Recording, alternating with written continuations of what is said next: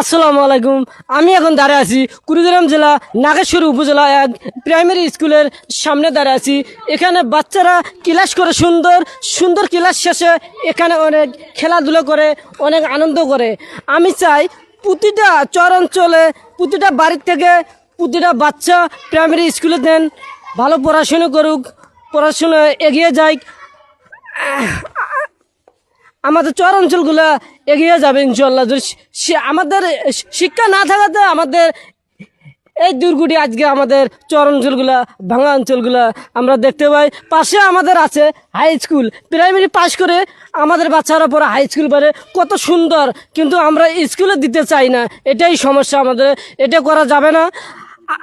আপনারা স্কুলে দেবেন, ভালো কিছু দেশের জন্য হবে, এলাকার জন্য হবে, আপনাদের অনেক ভালো লাগবে। আশা করি অনেক সুন্দর হয়েছে। ধন্যবাদ।